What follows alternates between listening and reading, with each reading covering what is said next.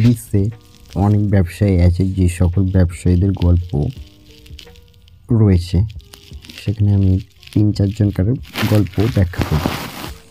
বিশ্বের এরকম অনেক সফল ব্যবসায়ী আছে যারা ততোধিক সমাজ ব্যবসা বাইরে গিয়ে অন্য কিছু চিন্তা করেছে।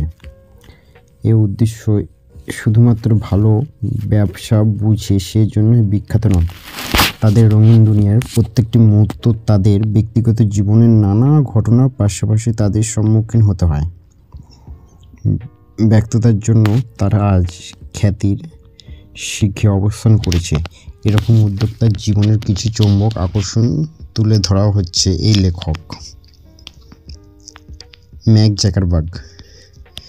জাকারবার্গ এবং তার কয়েকজন সহপাঠী মিলে 2004 সালে এমন এক সাইট তৈরি করেছেন,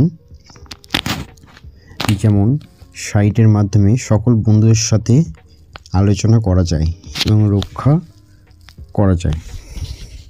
জাকারবার্গ একটি ব্যক্তির মালিকানা প্রতিষ্ঠান হিসেবে প্রতিষ্ঠা করেন যখন যিনি হার্ভার্ড বিশ্ববিদ্যালয়ের ছাত্র ছিলেন। মাত্র 26 বছর বয়সে জাকারবার্গ টাইম ম্যাগাজিনের দৃষ্টিতে বছরের সেরা ব্যক্তি রূপে নির্বাচন হয়েছেন। এত কম বয়সে একজন মেধাবী কম্পিউটার প্রোগ্রামার ও সফটওয়্যার ডেভেলপমেন্টের ওপর সমর্পিত আমেরিকার সংস্থা কমই ছিল। ফেসবুক জাকারবার্গ বিস্ময়কর আবিষ্কার যা পুরো বিশ্বের যোগাযোগ ব্যবস্থাকে পরিবর্তন করে দিয়েছে। ফেসবুকটি চালু করে। 2 নম্বর, নিকোলাস বার্গম্যান। কখনো শুনেছেন যে এরকম বিলিয়নার ব্যবসায়ী আছে যারা কোনো বাড়ি নেই? আমরা সবসময় এটা শুনে অভ্যন্ত নেই। যারা ধনী তাদের কয়েক জায়গায় একাধিক বাড়ি থাকে। জার্মান বংশোদ্ভূত আমেরিকান নাগরিক নিকটন ছোটবেলা থেকেই প্রচুর ধনসম্পদের মালিকানা হয়েছিলেন। তাই বড় হয়ে ভিন্ন ধাঁচের কিছু করার ইচ্ছে ছিল। 2010 সালে বার্গম্যান গভর্নমেন্ট সেন্টার প্রতিষ্ঠা করেন তিনি। এটি একটি বিনিয়োগ প্রতিষ্ঠান ছিল যার কাজ হয় ক্যালিফোর্নিয়ার সামাজিক রাজনৈতিক ব্যবস্থাকে জনকল্যাণমুখী করা, যাতে দিন শেষে এক সুন্দর শহর হিসেবে বোঝা যায় ক্যালিফোর্নিয়াকে।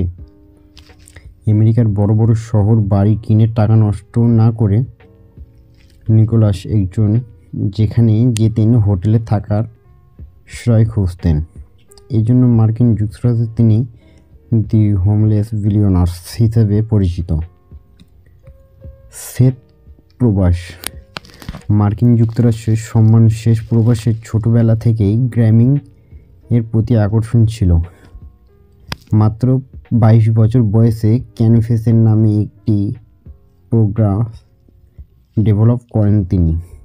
এই অ্যাপ দিয়ে মোবাইলের গেমিং যুক্ত হতে পারত। আমেরিকার গেম পাগলরা এই সময় এটি দ্রুত $100 বিলিয়ন কোম্পানিতে পরিণত হয়। এইগুলি প্রোগ্রাম যেমন প্লে স্টোরে জনলাভ করেছিলেন খুব তাড়াতাড়ি। 2012 সালে এমপি কিশনটির নামে পরিবর্তন করে দ্য লেভেল অফ রাখা হয়। তার কোম্পানিটি আমেরিকার ব্রোটেনে অবস্থিত। ধন্যবাদ। আমাদের নতুন ভিডিওতে আবার দেখা হবে।